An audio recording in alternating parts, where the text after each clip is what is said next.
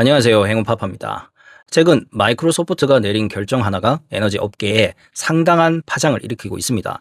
1979년 노심 용융 사고로 가동이 영구 중단됐던 미국 펜실베니아주의 스리마일 섬 원전 1호기를 다시 돌리기로 한 건데요. 이게 왜 이례적이냐면 사고가 났던 원전 부지를 20년이나 독점 계약하면서까지 전력을 확보하겠다는 빅테크의 절박함이 그대로 드러났기 때문이죠.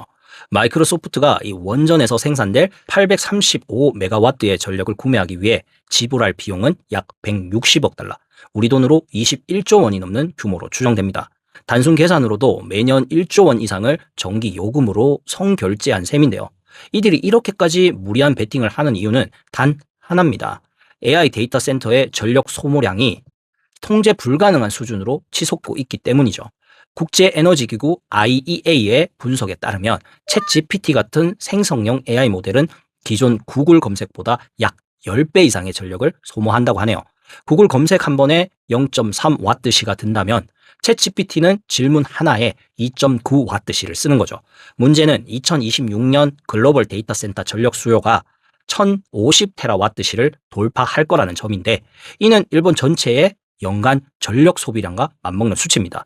기업 입장에서는 전력을 확보하지 못하면 AI 주도권 경쟁에서 아예 탈락할 수 있다는 실존적 공포를 느끼게 되겠죠.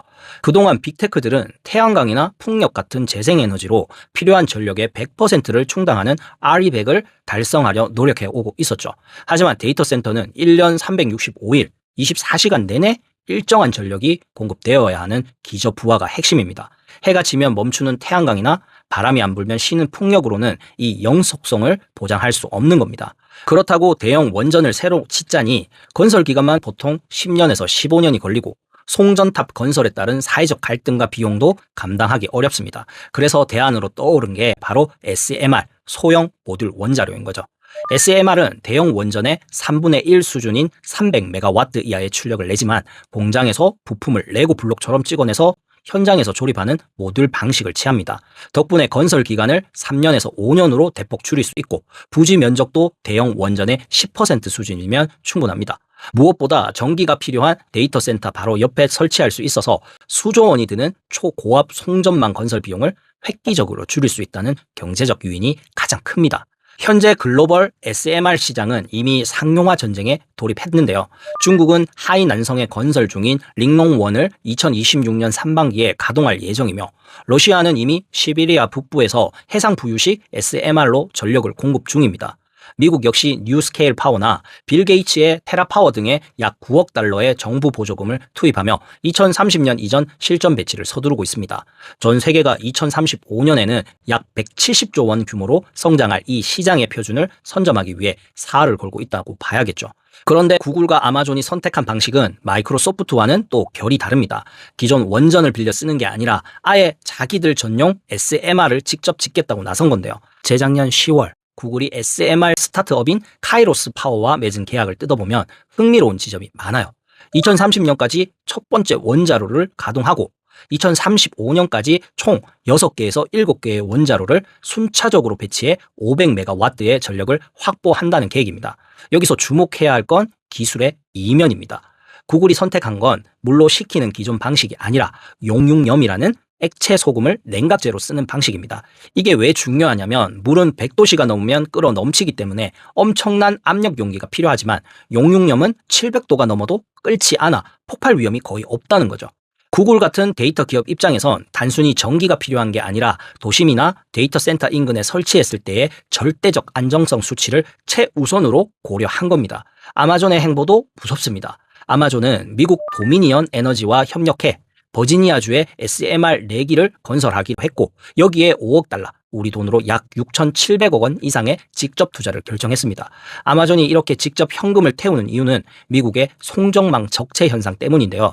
현재 미국에서 신규 발전소가 전력망에 연결되기까지 대기하는 용량만 2600기가와트에 달합니다.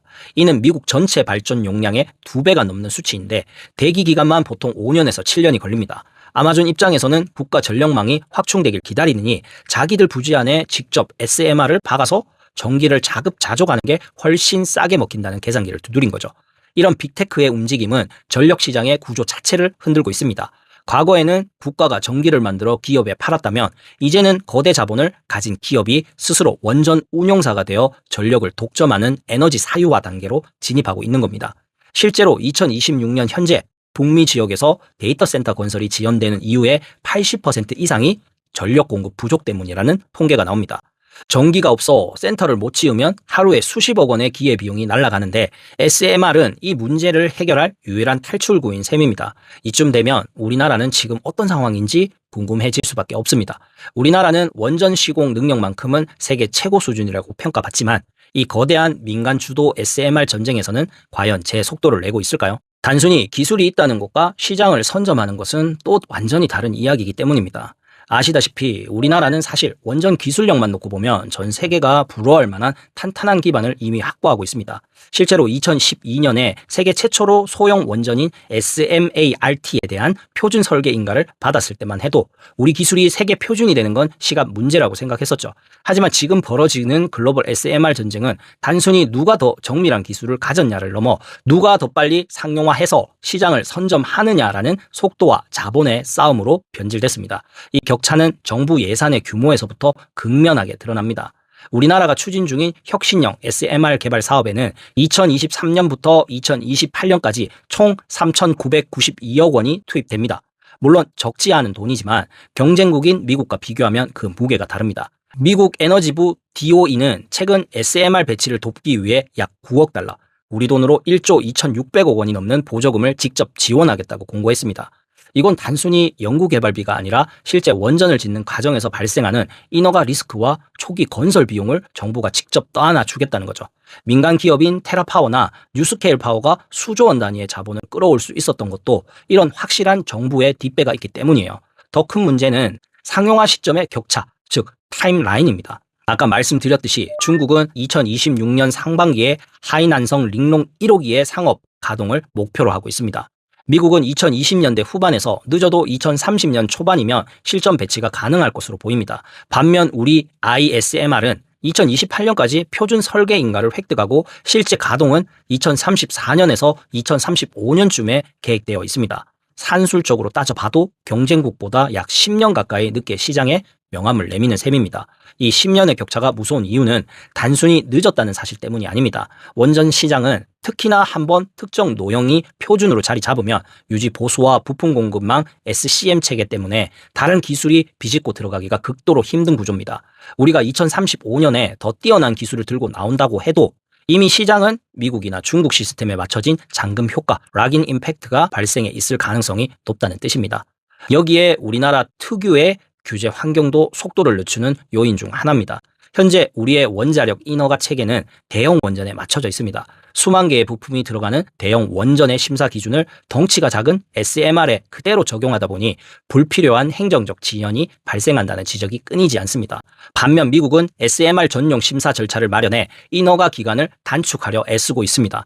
결국 지금 우리에게 필요한 건 기술의 혁신 못지않게 그 기술이 적기에 시장에 나갈 수 있도록 뒷받침하는 규제의 혁신과 자본의 집중이라는 게 전문가들의 공통된 분석입니다.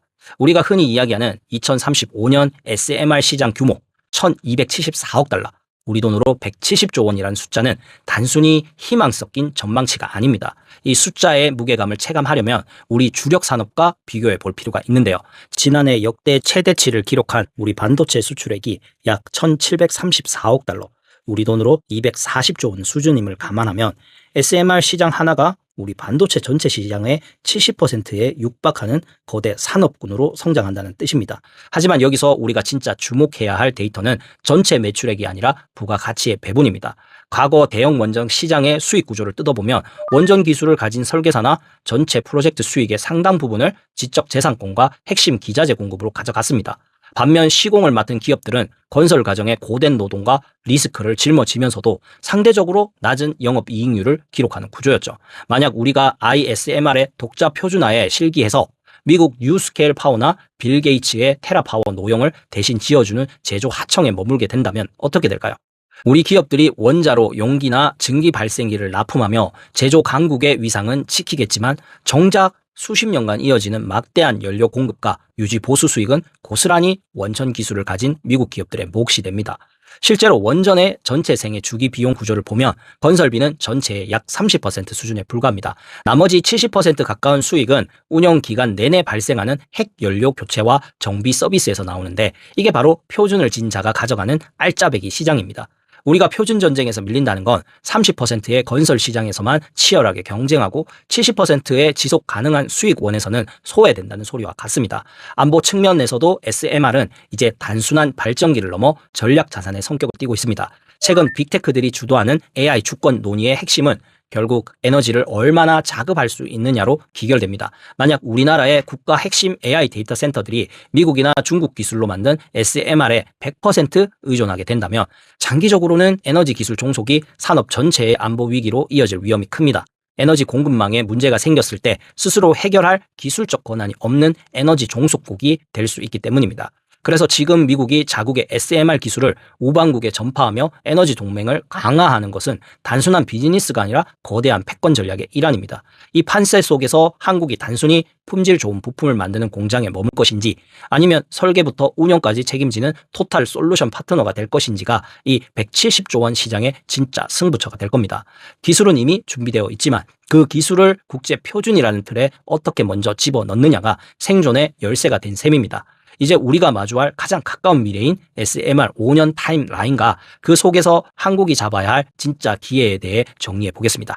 우선 2026년 올해는 전 세계 원전 역사에서 가장 상징적인 해로 기록될 겁니다. 중국의 링롱원이 상업 운전을 시작하며 SMR이 실제로 돈이 된다는 것을 증명하는 첫 번째 사례가 될 것이기 때문입니다. 이를 기점으로 2030년까지 뉴스케일 파워나 테라파워 같은 미국의 민간 기업들이 잇따라 실전 배치를 예고하고 있는데 이때가 바로 전 세계 에너지 시장의 주도권이 대형 원전에서 소형 모듈로 완전히 넘어가는 대전환의 시기가 될 것으로 보입니다.